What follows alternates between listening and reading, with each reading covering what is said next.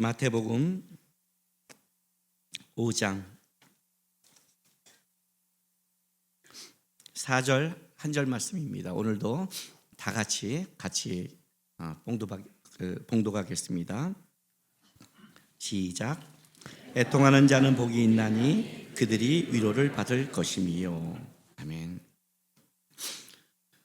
애통하다는 의미는 무슨 뜻이냐면 심히 근심하다. 심히 근심하다. 그리고 고통스럽게 슬퍼하는 것. 이게 의미입니다. 어느 정도 심히 근심하고 어느 정도 고통스러워야 성경이 말하는 애통하는 걸까요? 창세기 37장 33절 34절 보겠습니다.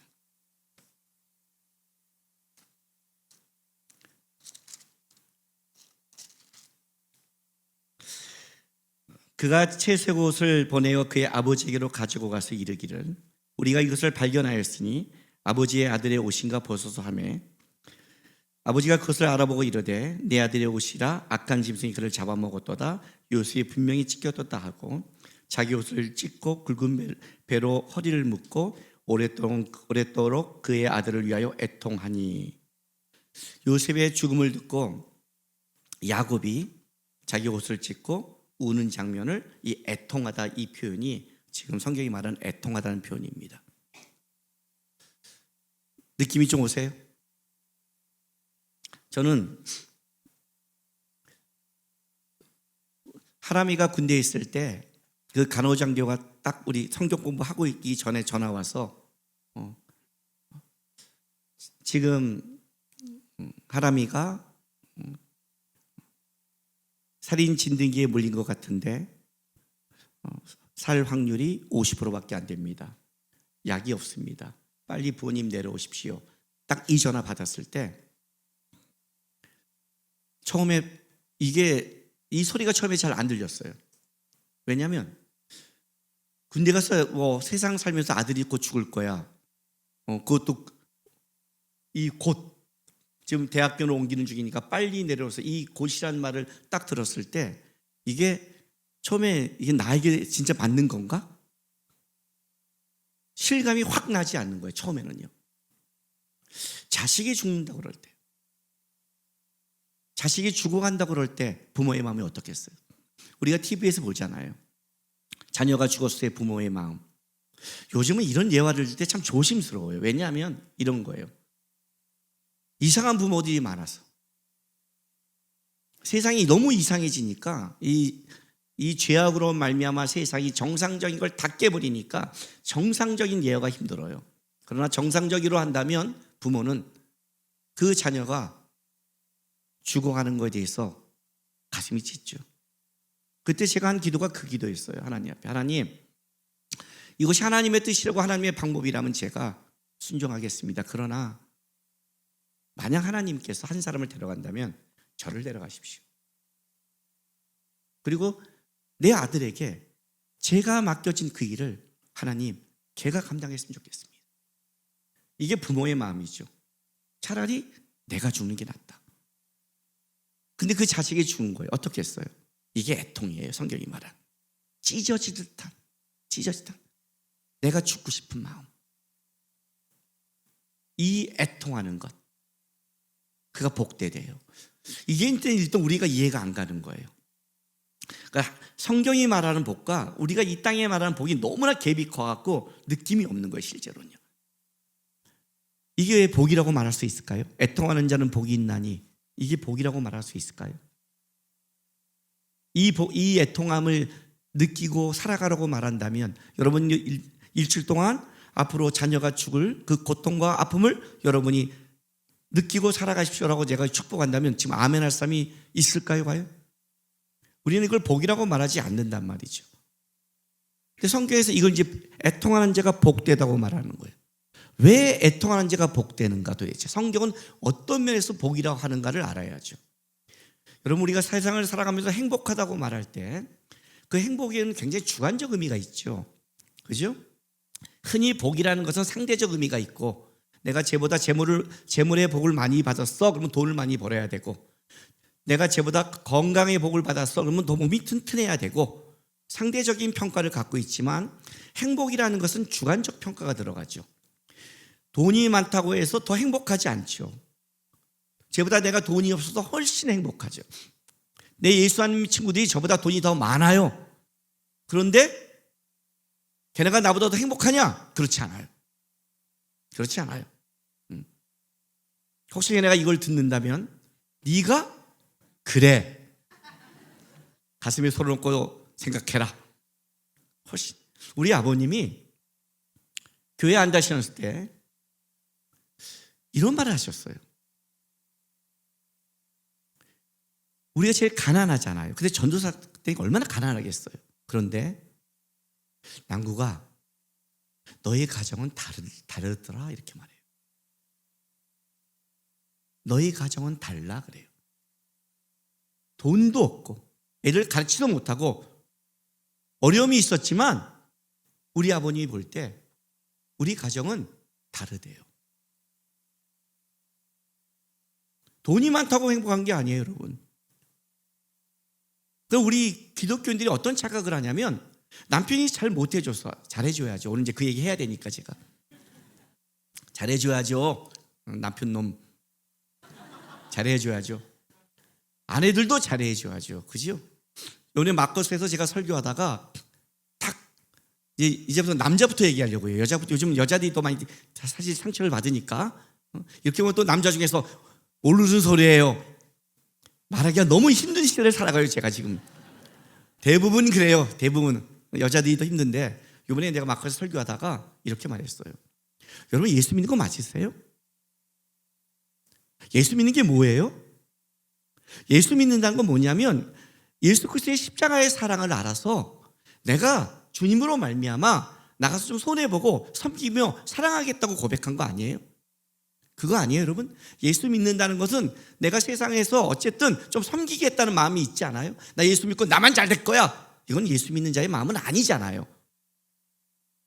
그러면 예수 믿는다는 것은 다른 사람을 섬기겠다는데 다른 사람도 아니고 남편들이 지 처자식 섬기려는데 그걸 안 섬겨요. 자기 아내가 좀 안 해줘서 억울하대요. 그렇게 억울해요. 그냥 내가 도와주고 살다 죽으면 안 돼요. 그래 나 하나 부서지고 내 처자식 행복하다. 그러면 안 되는 거예요. 세상 사람도 아니고 내 가족 섬기다 죽으라는데 그게 그렇게 억울해요?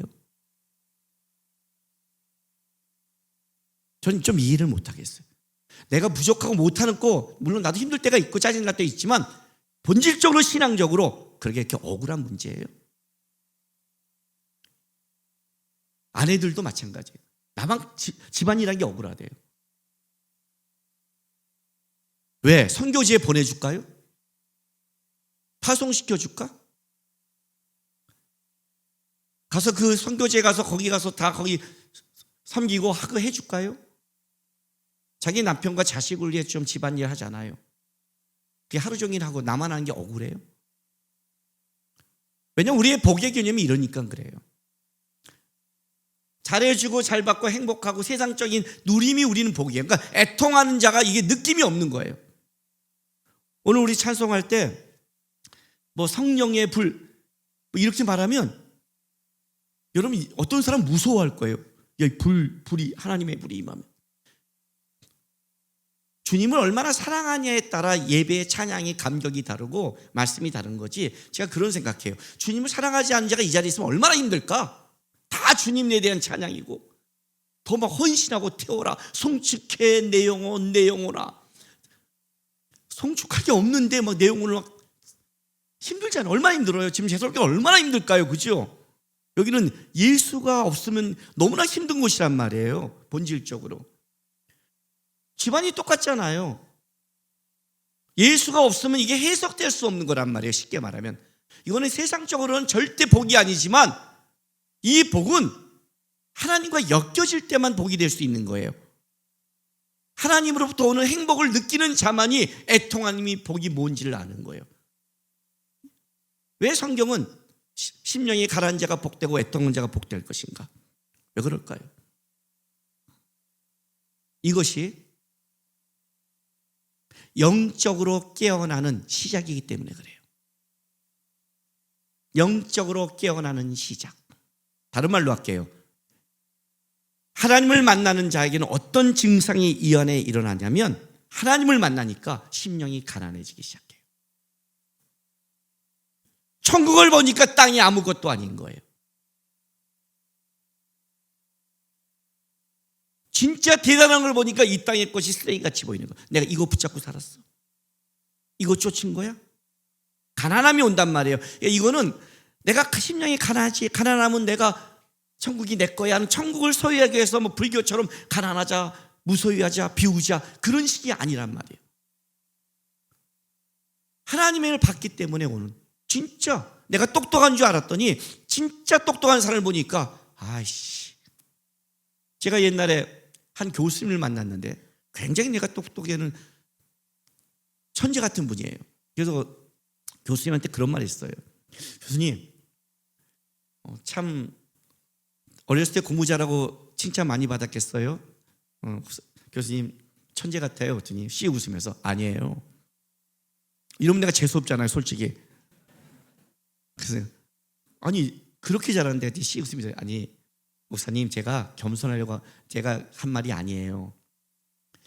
목사님이 이걸 어떻게 들을지 모르지만 오해하지 마시고 수재가 겪는 아픔이 있어요. 그래요. 저는 천재가 아니라 수재래요. 자기가 천재인 줄 알았대요. 공부하고 갔는데 그 세 개를 붙었는데 진짜 천재가 있더래요.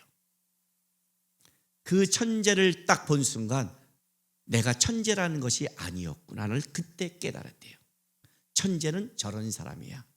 나는 좀 더 똑똑한 사람일 뿐이야. 물론 우리는 그 소리를 이해를 못했어요. 그것도 수재 정도 돼야 천재를 이해하는 거예요. 우리 눈에는 다 똑같아요. 다 똑같이 보이는데 수재 정도 돼야 이해하는 거 우리는 껌뻑껌뻑 하는 거죠. 우리는 바보니까. 뭔 말이야? 저게 아니야? 그럼 우리는 뭐야? 근데 그 말을 하는 거예요. 그러니까 자기는 안 돼요. 자기는 평생 똑똑하다고 자랑하지 못한대요. 진짜를 보면 오는 거죠. 잘난 줄 알았는데 심령이 가난한 거예요. 심령이 가난한 거예요. 자각 증상이 나요. 심령이 가난한데 왜 가난해요? 왜 가난할까요? 하나님을 봤더니 누가복음 6장 누가복음 6장 20절부터 26절은 평지수훈이에요. 그러니까 산상수훈의 이 팔복과 같은 말이 여기에 지금 기록되어 있어요. 보세요. 6장 20절부터 읽어줄게. 들어보세요. 예수께서 눈을 들어 제자들을 보시고 이르시되 너희 가난한 자는 복이 있나니 하나님 나라가 너희 것이며 너희 줄인 자는 복이 있나니 너희가 배부를 것이며 지금 우는 자는 복이 있나니 너희가 웃을 것이며 인자로 말미암아 사람들이 너희를 미워하며 멀리하고 욕하고 너희 이름을 악하다 하여 버릴 때에는 너희에게 복이 있도다. 그날에 기뻐 뛰놀라. 하늘에서 너희 상이 큼이라. 그들의 조상들이 선지자들에게 이와 같이 하였느니라. 그리고 보세요. 그러나 화 있을진저 너희 부요한 자여 너희는 너희의 위로를 이미 받았도다. 화 있을진저 너희 지금 배부린 자여 너희는 줄이리로다. 화 있을진지여 너희 지금 웃는 자여 너희가 애통하며 울리로다. 모든 사람이 너희를 칭찬하며 화가 있도다. 그들의 조상들이 거짓 선지자들에게 이와 같이 하였느니라. 무슨 말인지 아세요? 깨달은 거예요. 깨달은 거예요. 뭘 깨달아요? 내가 부유했다고 생각했는데 아니었다는 것을. 내가 배부렸다고 생각했는데 나중에 내가 가난하다는 것을. 내가 지금 웃고 있다고 생각했는데 하나님 나라 가면 내가 애통한 자가 된다는 것을. 내가 이 땅에서 칭찬받고 잘났다고 생각했는데 아니라는 것을. 다른 말로 쉽게 말하면 하나님을 만났더니 망했구나. 헛살았구나. 헛된 것을 쫓았구나. 망할 것을 쫓아갔구나. 내가 여태까지 붙잡고 잘났고 살았다는 것이 꽝이었구나. 아니 이게 더 단순히 아닌 게 아니라 망할 것을 쫓아가고 있었구나. 그걸 깨닫는 거예요. 그러니 이 안에 어떤 게 나오는 거예요? 애통함이 나오죠. 그렇지 않겠어요? 나는 신이다. 봤죠? 예. 거기 이단에서 나온 사람이 뭐라고 그래요? 억울해요, 그 헛산 인생을. 신이 한 자를 쫓은 걸 억울해해요. 잘못된 인생을 억울해한단 말이에요. 그걸 본 거예요. 그걸 깨달은 거란 말이에요. 그러니까 이게 예수를 믿고 하나님을 만나면 나타나는 영적 자각 증상이 있는데, 영적 시작에 처음 깨달음이 있는데, 그 깨달음은 뭘로 처음에 시작되냐면 예수 믿고 행복해, 부유해, 잘 살아, 이렇게 나온다는 게 아니에요. 처음에는 행복하죠. 왜? 천국을 소유했으니까. 처음에는 감사하죠. 왜? 주님의 은혜를 받았으니까. 그런데 하나님을 만나고 좀 깊이 들어가면 우리 안에 어떤 증상이 일어나냐면 내가 보이는 거예요. 내가 보이는 거예요. 내가 잘난 줄 알고 살았는데 진짜 잘난 놈이 오니까 얘가 옆에 있는 순간, 그렇잖아요. 우리 여성들 결혼식장 갈 때 절대 신부보다 예쁘게 꾸미거나 하얀 드레스를 입고 가면 반칙이라는 거 알고 있죠. 그죠? 왜요? 거기서는 누가 더 예뻐야 되는 걸 알고 있는 거니까. 그런데 진짜 예쁜 사람이 있어요. 가고 싶어요? 내가 아무리 꾸며도 거기 가면 빛을 발하지 못해요. 그 옆에 있고 싶어요? 저는 사진 찍을 때 절대로 내 옆에 키 크고 머리카락 긴 사람이 옆에 있는 거를 안 좋아해요. 이번에 우리 동기 수련회 가서 목사님들 찍은데 가운데 세우길래 내 옆에 이 스타일로 다 세웠어요. 가운데 이 스타일이 4개가 딱 빛을 바르고 있어요. 그냥 가운데. 그리고 옆에 쫙 그냥 숲이 생기기 시작했어요. 그리고 숲이 점점점 산으로 올라가는 숲이에요. 내 옆에 이런 숲이 존재하는 것 자체가, 옆에 있으면 너 왜 있어? 네가 내 옆에 왜 있는 거야? 그래요. 저 끝에 가 너는. 아니면 내가 가던가. 내 옆에 비슷한 스타일이, 처음에는 옆에 있는, 야, 왜 우리끼리 있냐 그러는데, 아니야, 옆에 있는 게 편해요. 그냥 한 번에 어차피 저기 있어도 튀고 여기서도 튀어요. 우리는 무조건 튀는 사람이야. 모아놓고 딱 하고 버려. 이거예요, 이거. 하나님을 만났더니, 천국을 봤더니 내 안에 살아왔던 것이 얼마나 거짓된 것, 망할 것, 헛된 것을 쫓았는지를 알게 되니까 이 안에 영적인 깨어남의 시작이 가난함과 애통함이 시작되는 거예요. 어떡하지? 어떻게 살아야지? 그런데 문제는 이거예요. 그냥 단순한 가난함이라고 생각해요? 아니에요. 이게 신앙생활을 하면서 더 깊어져요. 그러니까 신앙이 좋다는 것은 애통함이 깊어져요. 신앙이 좋다는 것은 가난함이 깊어지는 거예요. 가난함이 깊어져요. 왜냐하면 이 애통이 단순하게 헛살았다, 잘못 살았다 정도를 넘어서기 때문에 그래요. 시편 51편 볼게요.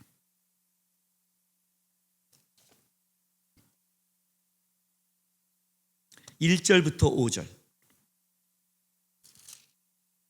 이 시편 51편은 다윗이 밧세바를 범하고 나서 그리고 회개하는 시예요. 그러니까 얼마나 이 죄가 크겠어요. 그렇죠?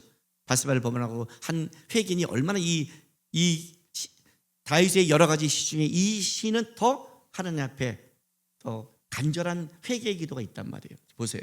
하나님이여, 주의 인자를 따라 내게 은혜를 베푸소서. 주의 많은 긍휼을 따라 내 죄악을 지워주소서. 나의 죄악에 맑게 씻으시며 나의 죄를 깨끗게 제하소서. 물은 나는 내 죄가라오니 내 죄가 항상 내 앞에 있나이다. 내가 주께만 범죄하여 주의 목전에 악을 행하였사오니 주께서 말씀하실 때 의로우시다 하고 주께서 심판하실 때 순전하시다 하리이다. 자, 여기까지만 읽으면 우리가 이런 생각이 들어요. 그래, 밧세바를 범했어. 우리아를 죽였어. 그 죄가 얼마나 끔찍함을 깨달았어. 하나님, 내 죄를 씻어주십시오. 이렇게 고백하는 것 같은데 다윗의 고백은 이거보다 좀 더 깊어요. 자, 5절 보세요. 내가 죄악 중에 출생하였으며 어머니가 죄 중에서 나를 잉태하였나이다 라고 고백해요. 내가 죄악 중에 출생했대요. 어머니가 나를 죄 중에 잉태했대요. 좀비 마약 아시죠? 요즘 외국의 좀비 마약, 먹으면 마약 좀비처럼 되는 거, 그 중심을 마비시켰어. 얼마 전에 이런 뉴스를 들었어요. 그 마약을 먹었던 애가 애를 낳았는데 그 애가 똑같아진다고. 태어났는데. 이해가 돼요? 방사선에 센 사람이 A를 낳았더니 기형아가 나오는 거예요. 죄 중에서 어머니가 나를 낳았어요. 무슨 말이에요? 나는 태어날 때부터 죄덩어리로 태어났다는 걸 알게 된 거예요. 단순하게 내가 윤리도덕의 잘못을 했다는 게 아니에요. 다윗이 지금 깨달은 게 있어요. 다윗이 깨달은 게 있어요.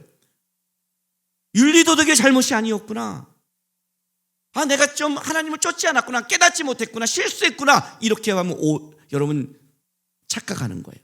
우리가 왜 신앙이 깊어지지 않고 왜 하나님 앞에 나가지 못하냐면 우리가 자꾸만 잘못된 어떤 문제를 이런 식으로 해요. 내가 그때 깨어있지 못했어. 내가 그때 하나님 붙잡지 못했어. 내가 그때 실수해서 이렇게 말해요.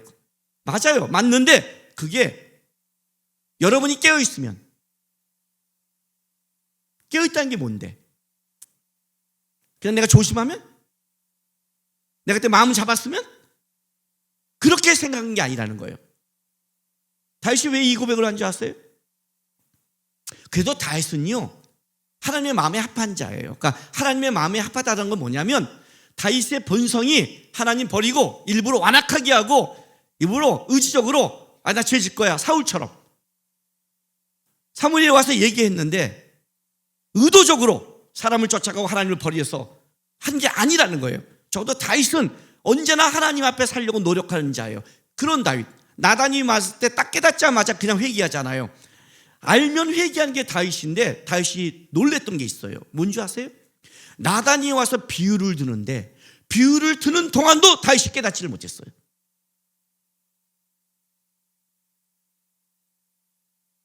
자기가 좀 깨어 있었고 영적으로 온전하면 얘기하면 이게 내 얘기다라고 이해를 해야 될 거 아니에요. 적어도 그렇지 않아요? 여러분 알잖아요. 제가 만나서 이렇게 얘기하면 목사님 저거 내 얘기 같아요 이렇게 해요. 설교 끝나고 누가 그러더라고요. 저한테 하신 얘기죠? 너한테도 했고 모두에게 했어 그랬어요. 설마 내가 이 자리에서 널만 찍어서 설교하겠니? 그러면 너를 저 방에 불러다가 얘기하지? 쌍욕을 섞어서? 내가 여기서 하겠어요? 그 사람만 되고 모두에게 하는 거죠. 모두에게 하는 거죠. 그게 내 얘기로 들렸으면 고치던가. 근데 내 얘기로 들리고 가서 저건 나한테 하는 얘기네 A씨 이러면 곤란하고. 근데 이거죠. 더 끔찍한 거는 뭔 얘기야? 지 얘기인지를 모르는 거예요. 우리 중에 노트 갖고 쓰는 사람이 있잖아요. 은혜 받으면 쟤는 저 집사님 얘기, 이건 저 권사님 얘기, 저 우리 샘터 얘기. 다른 사람 얘기만 다 쓰는 사람 있잖아요.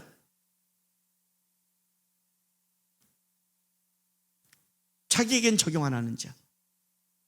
적어도 깨닫을 정도 감각이 있다는 것은 신앙이 그래도 깨어있는 거잖아요. 하나님의 사인과 어떤 이야기를 할 때 이게 나한테 한 얘기를 조명할 수 있다는 것은. 근데 다윗이 조명조차를 못했어요. 내 얘기조차를 몰랐어요. 이 비유가 다 끝날 때까지. 뭐라고 그래요? 누구야 그놈이? 죽여! 했더니 나단이 말하잖아요. 당신이다. 그때 깨닫는 거예요. 다윗이 뭘 깨달았을까요? 다윗이 깨달은 게 뭘까요 도대체요? 예? 내가 범죄했구나, 내가 나쁜 놈이었구나, 내가 죽였구나, 그 정도로 끝났을까요? 아니에요. 다윗이 왜 통했는데요? 다윗은요 평생 사울에게 쫓겨다녔어요. 악신이 들린 사울을 봤어요. 사울에게 창을 던졌어요. 그죠? 하나님을 떠난 자의 끔찍함을 누구보다 많이 잘 아는 자가 다윗이었어요. 아무리 왕권을 줘도 하나님 앞에 있지 않는 자의 버림받음을 다윗은 알고 있는 거예요. 사무엘의 눈물을 알고 있고요. 다 알고 있어요. 다윗은요. 그 인생 속에 가족 아니에요. 가장 가까이서 아무리 이 땅 가운데 왕권을 줘도 하나님 앞에 떠난 자가 갖고 있는 처절함과 끔찍함을 누구보다 다윗은 알아요. 그런데 다윗이 뭘 한 줄 아세요? 지가 사울보다 더한 노임을 깨달은 거예요. 그렇게 하나님 닮아왔는데, 그렇게 하나님이 쫓아왔는데, 그렇게 하나님 바라봐 왔는데, 사울같이 되지 않으려고 노력했는데, 자기는 하나님 앞을 쫓아고 하나님 앞에 신앙이 있다고 고백하고 살아가려고 했는데 결론이 사울이 안 한 짓을 내버린 거예요. 사울은 인간적으로 왕권을 잡으려고 하고, 사울은 인간적으로 아들 요나단에게 왕권을 주고 싶었어요. 그건 인간적인 마음이잖아요. 그죠? 자기가 왕이니까 다윗보다 더 칭찬받고 싶었어요. 누구보다 인간적인 마음이에요. 사울은 누구보다 인간적인 마음으로 다윗을 죽이려 했어요. 자기가 왕이 됐는데 그 왕권이 넘어간다는 게 누가 그걸 하겠어요? 여러분 재산 어마어마하게 벌었는데 그 재산을 내 아들이 아니라 다른 사람에게 다 하나님이 줘라고 그러면 누가 아멘 하고 다 주겠어요? 이게 사울의 마음이에요. 읽었던 재산, 기업 쟤한테 줘. 네 자식한테 주지 마. 예? 이게 사울의 마음이라고요. 사울은 누구보다 인간적이었어요. 그러나 다윗은 나는 저렇게 살지 말아야지. 나는 그래도 하나님 앞에 살아야지. 그렇게 고백하고 쫓아왔는데 사울이도 안 한 짓을, 충성스러운 부하의 아내를 뺏었고 그 부하를 죽이면서까지 깨닫지 못한 그 죄의 끔찍한 실존을 보게 되는 거예요. 단순히 윤리 도덕이 아니구나. 죄의 무서움이구나. 죄의 무서움이구나. 내가 죄악 중에 태어났구나. 내가 죄 중에 살아가는구나. 그걸 깨달은 거예요. 그러니 어떻게 돼요? 애통할 수밖에 없는 거예요. 방법이 없구나. 방법이 없구나. 어저께 우리 교육자들끼리 이렇게 이제 토요일 날 일하고 끝나고 저녁 먹고 얘기를 했어요. 얘기를 하다 보면 이제 삶의 얘기도 나오잖아요. 뭐 자녀 얘기도 나오고 뭐도 나오고 얘기 나온단 말이에요. 그럼 제가 이제 먼저 살아봤던 선배니까 또 담임 목사니까 이런 얘기 저런 얘기 해주는 거예요. 아이는 3살 전에 잡아야 돼. 그게 1차식이야. 말했죠? 우리 아이들은 기독교 집안에 태어난 죄인이지 기독교인이 아니다. 많은 부모님들이 착각이 기독교 집안에 태어나 유아 세례 받고 아동부를 다니고 청소년부를 다니면 걔가 기독교인이 된다고 착각을 한다. 기독교 문화에서 자란 죄인일 뿐인데, 그래서 그들이 크면 죄된 세상의 맛을 알면 다 간다. 우리는 다 죄악 중에 태어났다. 그래서 그 아이들을 하나님의 사람을 키우려고 애써야 되는데 그 첫 번째 시가 권위의 문제가 인정될 때가 3살 전에 잡아야 된다. 말 못할 때. 3살이 넘어가면 1차 시기를 놓쳤다. 그러면 2차로 간다. 4살부터 7살이다. 이때는 싸움이 된다. 마지막 시기는 초등학교부터 초등학교 3학년까지다. 그때를 넘어서면 피눈물 나는 싸움을 해야 된다. 피눈물 나는 싸움을 해야 된다. 아직 권위가 인정될 때다 하고 쭉 삶을 나누기 시작했어요. 그리고 이렇게 준비하라 이렇게 하고 삶을 얘기했더니 모 목사님께서 대략 저를 보면 이렇게 말해줬어요. 목사님은 2번 사신 것 같아요. 요즘 제가 저기 스토리 아시죠? 예? 천국에서 쉬어야 된다. 흙으로 돌아가 가정이다. 아시죠? 예. 그리고 묘비명까지 새겼잖아요. 지난주에 어떤 일이 있었냐면 좋은 요양원을 소개받았고요. 유언까지 다 소개받았어요. 저는 이제 딱 죽기만 하면 끝나요. 그냥 다 소개받았어요. 근데 이제 어떻게 준비한다는 과정을 얘기하니까 목사님은 2번 사실 그게 무슨 말이야? 했더니 아니 한 번 살아본 사람 같다는 거예요. 준비하는 걸 보면. 그래서 제가 뭐라고 말하는 줄 아세요? 나 진짜 환생했어. 안 믿더라고요. 내가 왜 그런 줄 알아? 내가 왜 우리 자녀의 문제와 내 노후의 문제와 내가 살아가는 문제와 내가 이런 문제를 생각하는 줄 알아? 저는 할아버지가 되면 꼭 할 게 있어요. 내 손주가 오면 내가 집에 올 때마다 성경 이야기를 재미있게 해줄 거예요. 우리 하준이와 하람에게 해줬듯이 성경 얘기를. 그리고 성경 얘기가 끝나면 꼭 용돈을 주거나 뭘 줄 거예요. 그래야 얘가 성경 얘기를 들을 거 아니에요. 그죠? 그래야 듣잖아요. 응? 아직 어리니까 어렸을 땐 과자가 있고 사탕이 있고 용돈이 있을 때 들을 거 아니에요. 그리고 용돈이 필요하면 할아버지 성경 얘기 들려주세요. 올 거 아니에요. 그죠? 들려주는 거예요. 애들이 나중에 커서 깨닫겠죠. 용돈을 주고 싶어가 아니라 뭘 들려고 싶은지를 어쨌든 해주려고 그래요. 성경 얘기를 많이. 그리고 돌아갈 때 꼭 안수기도를 해줄 거예요. 안수기도를 꼭 해줄 거예요. 그거 2개를 남겨주고 싶은 거예요. 나보고 어떻게 다 그렇게 준비했냐요. 어떻게 준비한 줄 아세요? 내 미래를 어떻게 준비한 줄 아세요? 내가 이렇게 말했어요. 죄가 무서워서. 죄가 무서워서. 내가 순간 죄인이 되고 타락할 수 있는 걸 나는 알았어. 나는 죄의 무서움을 알아. 그래서 미리 준비하고 조심하려고. 왜 아이들이 있을 때 핸드폰 게임을 하지 말라는 줄 아세요? 나는 게임으로 끝나지만 내 아이들은 핸드폰을 중독시킬 수 있으니까. 죄가 무서우니까. 왜 귀신 영화 보지 말라는 줄 아세요?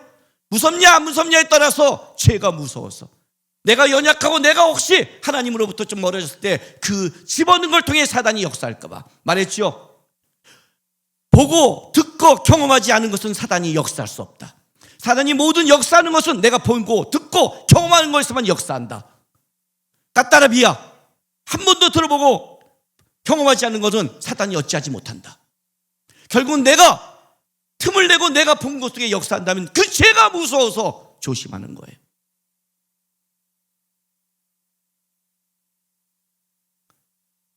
집에서 그렇게 핸드폰 하지 말래도 부모들이 손목을 잘라버려야 돼요, 다. 왜 이거 나는 내가 쉬는 건데 너 쉬는 게 중요한 게 아니라 잘못하면 네 자식을 죽이니까. 죄가 무서우니까. 나는 죄가 무서우니까. 죄의 무서움을 아니까. 그렇게 말씀을 연구하고 그렇게 주님을 갖고 지렇게 달려와도 내 속에 있는 이 싸움이 아직도 있으니까 없을 것 같아요, 여러분. 왜 바울이 자기 몸을 쳐서 복종시켰는데요? 왜 복종시켰는데요? 그게 무슨 뜻인데? 사도 바울 정도 되는 분이에요, 여러분. 뭘까요? 죄의 무서움을 아는 거예요. 사도 바울의 고백이잖아요. 난 죄인 중에 괴수라. 본 거예요, 하나님 앞에 자기의 실상을. 다윗이 뭐랬는데요? 난 벌레라. 아브라함이 뭐랬는데 나는 티끌이라. 실상을 본 거예요, 실상. 죄악의 무서움을 안 거예요. 내가 죄악 중에 태어났고 죄를 즐겨하며 죄밖에 쫓지 못하는 걸 알고 있기 때문에 애통함이 오는 거예요. 이렇게 예수를 믿고 이렇게 노력해도 나는 한순간에 넘어질 수 있는 그런 존재구나. 내 안에 선이 없구나. 내 안에 의가 없구나. 내가 어떤 것도 만드는 실력이 없구나.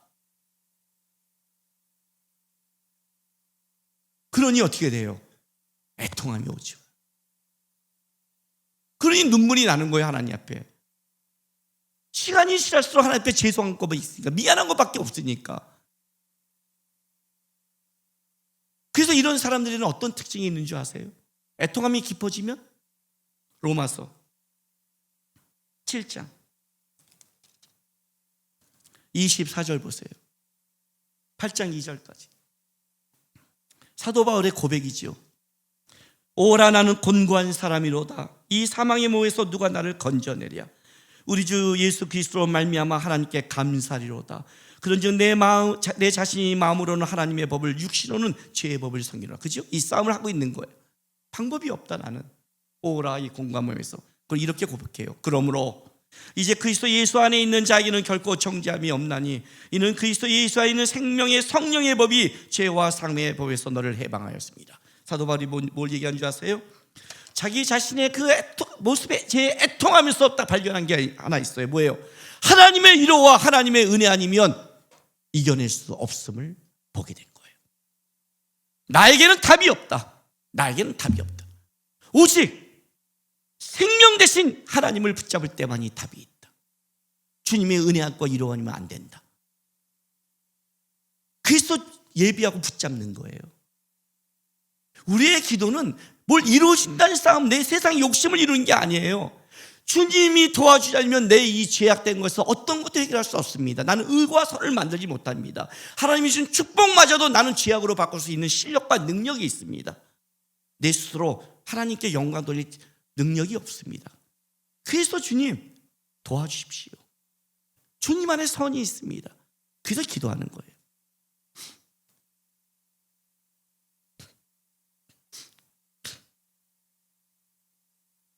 아이들 키우다 보면 염려스럽고 어떻게 될지 모르잖아요. 여러분, 아이들 키우면 우리 부모들이 느낀 게 동일한 고백이 있죠. 부모로서 자격이 없어 보이는 것. 동일한 고백을 해요. 우리 하람이가 중학교 1학년 때였어요. 이제 중학교가 가니까 우리 아내랑 얘가 이제 중학교 갔는데 어떻게 키워야지 나누고 있는데 우리 아내가 배랑가 이렇게 말해요. 여보, 나 사실 어저께 대성통곡하고 울었어. 그랬어요. 왜? 하람이 중학교 가서 수학을 가르쳤대요. 수학을 가르쳤는데 하람이가 탁탁 깨닫고 따라와야 되는데 안 되는 거야. 가기 싫어하고. 그러니까 엄마는 어떻게 해요? 좀 싫어하면 너 이제 어떻게 하려고 자꾸 계속 공부시킨 거예요. 안 되니까 됐다 하고 방에 왔는데 펑펑 눈물이 다 대성곡이 났대. 막 우는데 울고 가보니까 하람이는 자는데 엄마가 울고 있으니 지금 상황이 알잖아. 이 상황이 어떤 상황인지. 제가 잠이 와요. 우리 하람이가 얼마나 착한 애인데 같이 울고 있더래요. 왜 울었어 그렇게? 왜 공부 못해서? 걔 수학 못해서? 아니, 걔가 못해서가 아니야. 왜? 내가 욕심을 내려놓지 않았어 하나님 앞에. 그거 혼내는 걸 보면서 뭘 봤냐면 얘가 못하는 게 아니라 내가 세상적인 욕심을 갖고 얘를 가칭을 넘어서서 잡고 있다는 자기 모습이 보이더래요. 그게 하나님 앞에 너무 죄송해도 그렇대요. 그래 가갖고 하람한테 사과했대요. 하람아, 너 때문에 온 거 아니야. 엄마가 욕심 때문에 너에게 힘들게 한 거, 엄마가 하나님께 죄송해서 울었어. 엄마가 모자랐어. 엄마가 엄마답지 못했어. 그래서 온 거지. 너한테 잘못이 없어. 잘 괜찮아 자 하고 얘가 잤다는 거예요. 이해가 되세요? 그게 애통함이에요. 죄송해서 하나님께 노력했는데 안 되는 남의 모습을 봤어. 내가 노력했다고 한 게 오히려 해를 주니까. 내가 남편답지 못해서 아내가 자식이 힘들게 했구나를 깨닫는 게 애통함이에요. 아내가 해주지 않는 게 아니라 내가 하나님 앞에 깊지 못해서 내 남편과 아이들을 힘들게 하는 것을 알게 되는 게 애통함이라고요. 하나님, 실력이 없습니다. 이렇게 가정을 위해 한다면서도 원망하고 불평하는 하나님, 이 죄악이 이게 제 실력입니다. 하나님, 제가 선하게 해주려고 해도 안 됩니다. 오늘 우리 소지영 예배 인도자 얘기했죠. 그렇게 처음엔 결혼할 때 좋다고 하는 그것이 이제는 뭐가 돼요? 나쁜 게 됐다. 나쁜 게 된 것 같아요? 딱 하나의 조건이 상실됐어요. 뭔지 알아요? 그때 연애할 때는 그 좋다는 것이 뭐냐면 좋은 모습으로, 은혜로운 모습으로, 섬기는 모습으로 나왔기 때문에 문제가 안 됐어요.